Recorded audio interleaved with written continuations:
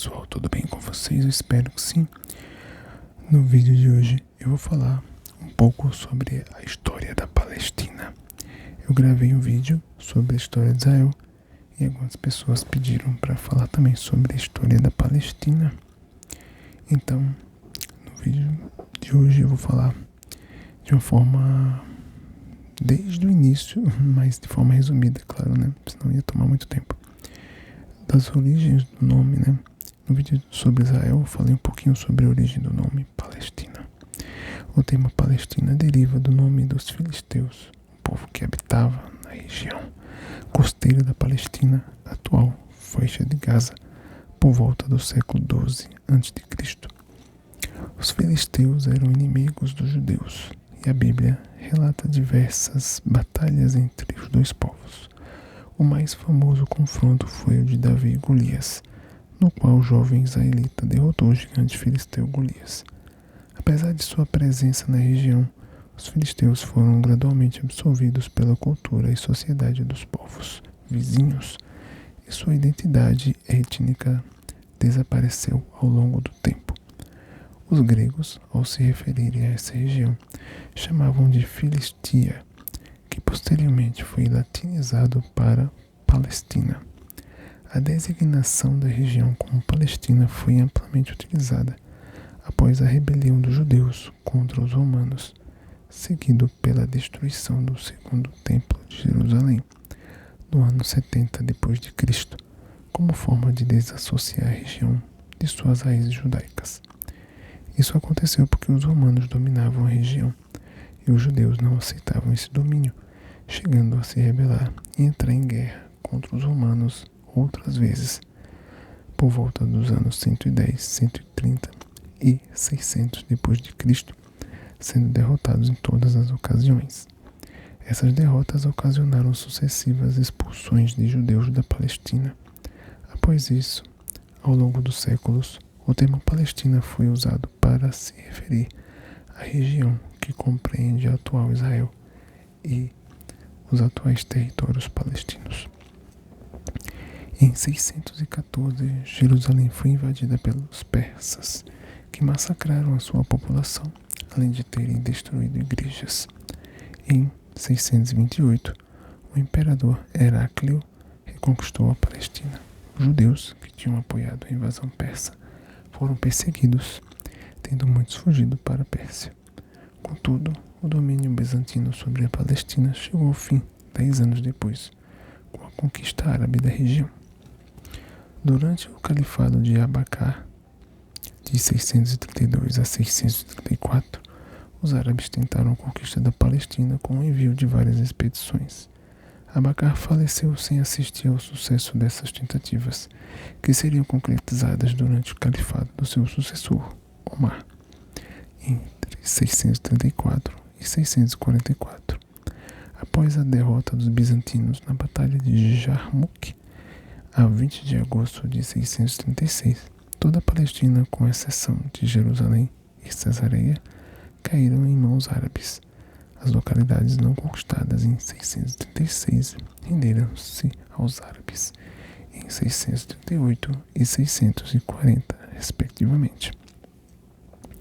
Omar dividiu a Palestina em duas regiões administrativas, a Jordânia e a Palestina.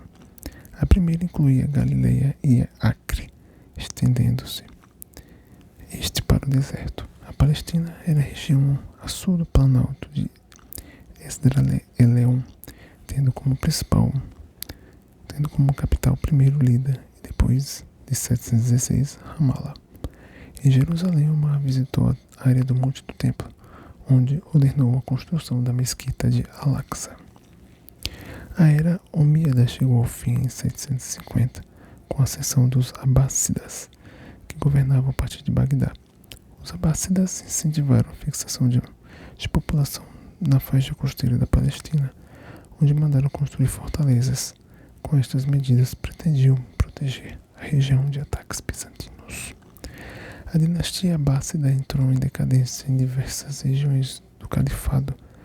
Nasceram dinastias locais que governavam de forma autônoma. No Egito, duas dinastias subtraíram a Palestina ao domínio abássida.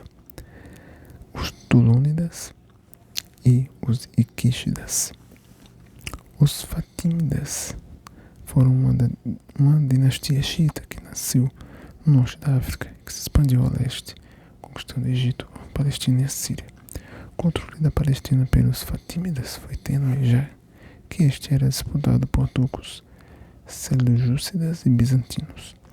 Durante o reinado do califa Al-Hakimi Bamir Allah, que foi entre 996 a 1021, o clima de tolerância para com o cristianismo cessou em virtude das crescentes ameaças dos reinos cristãos.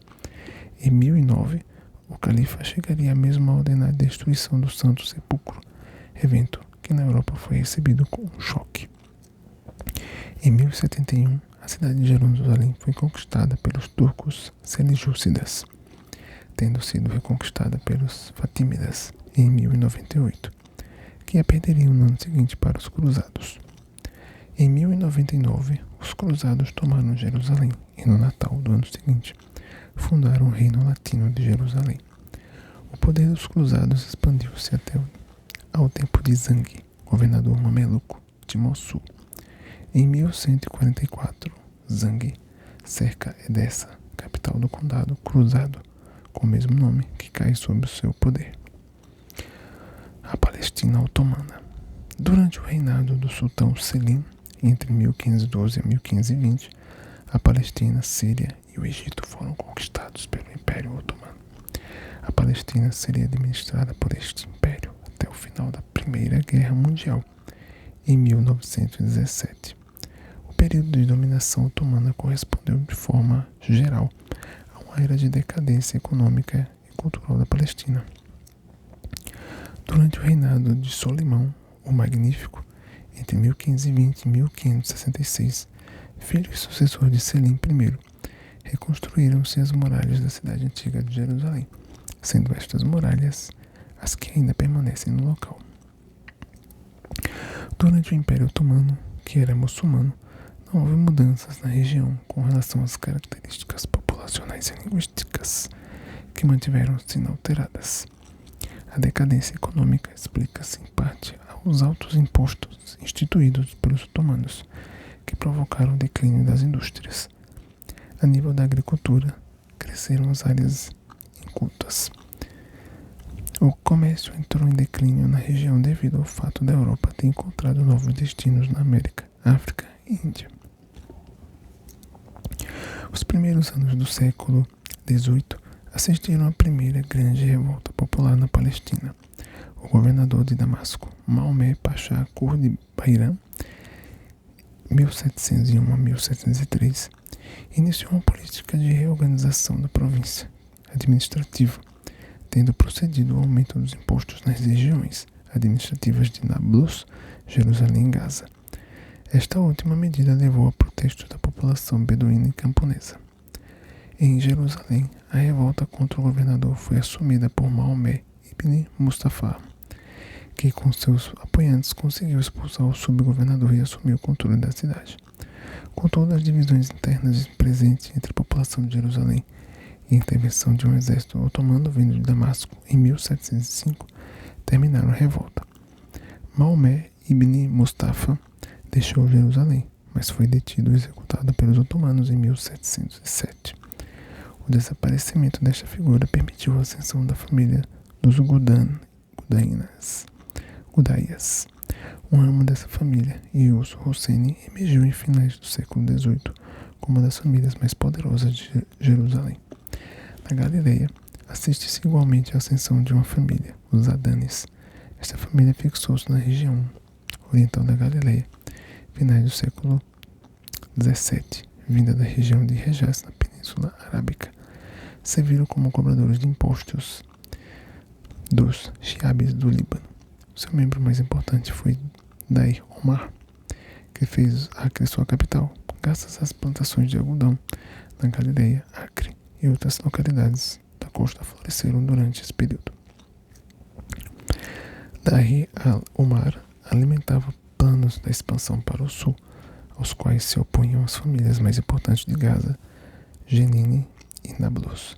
Os governadores de Damasco e o governo otomano de Istambul tentaram impedir esses desejos expansionistas, apoiando as famílias rivais dos Zaidanes, estratégia que se revelou um sucesso, já que impediu o avanço de Al-Umar para o sul de Haifa. Al-Umar aliou-se a Ali Bey al-Kabir, que no Egito se revoltou contra o domínio otomano. Essa estratégia levaria à sua queda, já que Ali Bey foi derrotado por Muhammad Bey Abu al-Dahab, que se tornaria o novo governador do Egito, que invadiu a Palestina, obrigando Al-Umar a fugir de Acre. Em 1831, a Palestina foi ocupada por Mehmet Ali, vice-rei otomano do Egito, que junto com seu filho Ibrahim procurou modernizar a região. Entre as medidas reformistas destaca-se o abolir de certos impostos e restrições que pesavam sobre cristãos e judeus. A política de centralização levada a cabo pelos egípcios provocou a queda da influência dos notáveis locais, que, obviamente, se ressentiram. A decisão de recrutar jovens da Palestina para o exército egípcio levou a uma revolta generalizada em 1864, que se iniciou no norte, a qual se envolveram as elites e os estados populares. A superioridade do exército egípcio esmagou rapidamente a revolta, que apenas serviu para enfraquecer as elites palestinianas. Estima-se que mais de 1.000 pessoas tenham perdido a sua vida durante o conflito, que provocou também a destruição de muitas aldeias. Em 1840, o Império Otomano conseguiu restabelecer a soberania sobre a Palestina, com a ajuda dos russos, austríacos e britânicos. Durante o século XIX, verificou-se uma abertura da Palestina ao Ocidente, com a fixação de muitos missionários cristãos que ali fundaram escolas e mantiveram ações missionárias dirigidas às populações cristãs, dado que o proselitismo junto aos muçulmanos era proibido. Ao mesmo tempo, assistiu-se a um crescimento de importância geoestratégica da região, após a abertura do Canal de Suez com a ocupação do Egito pelos britânicos em 1880. Na Palestina, assistiu-se a uma reorganização administrativa, tendo Beirute substituído Acre como capital da província de Sidom. Jerusalém adquiriu uma maior importância a partir de 1840, quando as regiões administrativas de Gaza e Jaffa foram incluídos na região administrativa de Jerusalém. 2 anos depois, a região de Nablus foi incluída como região de Jerusalém. Bom, agora eu vou falar um pouquinho sobre a chegada da ideologia sionista à Palestina. O sionismo foi um movimento político surgido no século XIX que defendeu o direito à autodeterminação do povo judeu e a existência de um Estado judaico no território onde historicamente existiram os antigos reinos de Israel e Judá. Dá-se que o sionismo desenvolveu-se num período histórico marcado pelas ideologias nacionalistas, bem como pelo crescimento do antissemitismo. Uma das figuras mais importantes do movimento sionista é Theodor Herzl, jornalista judeu austro-húngaro que, marcado pelo caso de Dreyfus, publica em 1896 Der Judenstaat, que significa o Estado judeu, na qual propõe a criação do Estado para os judeus. O sionismo adquiriu um aspecto institucional em 1897, ano em que teve lugar, em Basileia, o primeiro Congresso Sionista, do qual resultou na formação da Organização Mundial Sionista. Foi ainda neste congresso, na Suíça, que se confirmou a opção da Palestina como local de fundação do Estado judaico. Entretanto, os primeiros imigrantes judeus ligados ao movimento russo Bilu já tinham chegado à Palestina em 1882, onde fundaram colônias.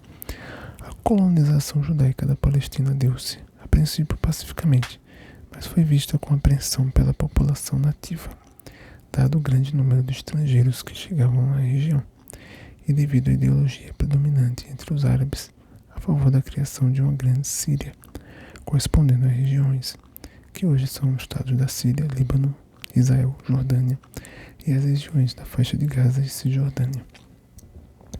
Com a intensificação da migração de judeus para a Palestina, houve uma escalada de violência na região, com a formação de grupos paramilitares judeus e palestinos.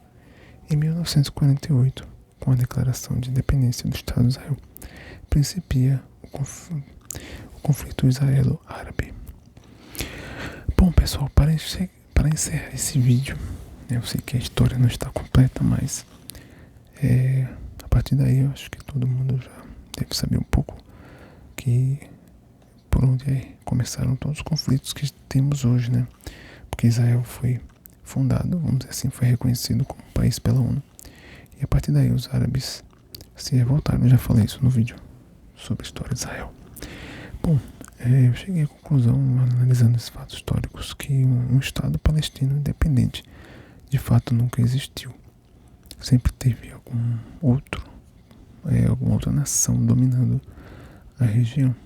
Eles nunca foram independentes mesmo. E também a Palestina, na verdade, era o nome da região, não o nome de um povo. É claro que depois se tornou o nome do povo, né? O povo palestino é composto por uma mistura de diferentes origens étnicas, incluindo árabes, beduínos, drusos, turcos, circassianos e outros grupos étnicos. A maioria dos palestinos se identifica como árabe, mas a diversidade étnica na região é significativa.